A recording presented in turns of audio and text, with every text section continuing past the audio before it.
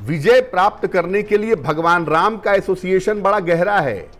भगवान राम की पूजा से विजय प्राप्त होती है और भगवान राम को यह वरदान दो जगह से मिलता है। एक मिलता है सूर्य से, जब महर्षि अगस्त्य उन्हें बताते हैं आदित्य हृदय स्तोत्र के बारे में, और एक भगवान राम स्वयं महानवमी की पूजा करते हैं और महानवमी की पूजा करने के बाद, माता की पूजा करने के बाद दशहरे के दिन विजय प्राप्त करते हैं। दशहरे के दिन अस्त्र शस्त्रों की पूजा भी की जाती है और विजय का पर्व भी मनाया जाता है। जो विद्यार्थी हैं उनका शस्त्र कलम है, जो पुलिस में हैं उनके पास हथियार हैं, बंदूकें हैं, कार्बाइन हैं। तो अलग अलग हथियारों की, अस्त्र शस्त्रों की पूजा की जाती है। और यह बड़ा अहम होता है कि दशहरे के दिन आप अपने अस्त्र शस्त्रों की पूजा करें और विजय का पर्व मनाएं।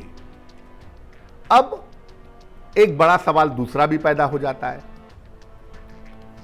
दूसरा बड़ा सवाल क्या है कि दशहरे के दिन किसकी पूजा करनी चाहिए? क्योंकि नवरात्रि तो समाप्त हो गई, अब किसकी पूजा होगी?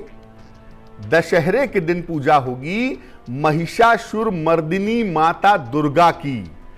मां दुर्गा का वो स्वरूप जो शक्ति का सबसे प्रचंड स्वरूप है, जिसमें मां दुर्गा पापों का नाश कर रही हैं, महिषासुर का वध कर रही हैं। वो प्रचंड स्वरूप माता दुर्गा का महिषासुर मर्दिनी स्वरूप है और उस स्वरूप में माता दुर्गा की पूजा होगी और भगवान राम की पूजा होगी, क्योंकि दशहरा भगवान राम की विजय का पर्व है।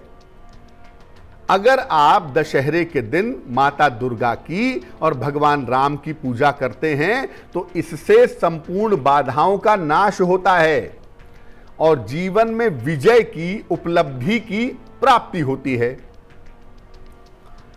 दशहरे के दिन हम अपने अस्त्र शस्त्रों की पूजा इसलिए करते हैं ताकि उस अस्त्र शस्त्र से किसी तरह का नुकसान ना हो, किसी गलत आदमी के ऊपर ना चल जाए। इसीलिए अस्त्र शस्त्र की पूजा करके उसे बैलेंस करते हैं, उसको संभालने की ताकत रखते हैं अपने पास। और दशहरे के बारे में एक खास बात और जान लीजिए। वैसे तो चातुर्मास में नया काम नहीं करते, लेकिन दशहरे के दिन माता दुर्गा की पूजा करके आप किसी भी नए काम की शुरुआत निश्चित रूप से कर सकते हैं।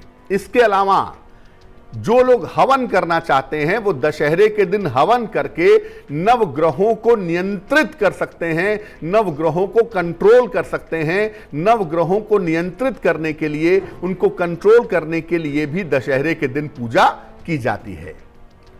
दशहरे के दिन ही रावण के पुतले का दहन किया जाता है और ऐसा माना जाता है कि जो रावण के पुतले के दहन के कार्यक्रम में सम्मिलित होता है उसको जीवन में बहुत सारी उपलब्धियां प्राप्त होती हैं। रावण दहन के कार्यक्रम में सम्मिलित होना बहुत शुभ माना गया है।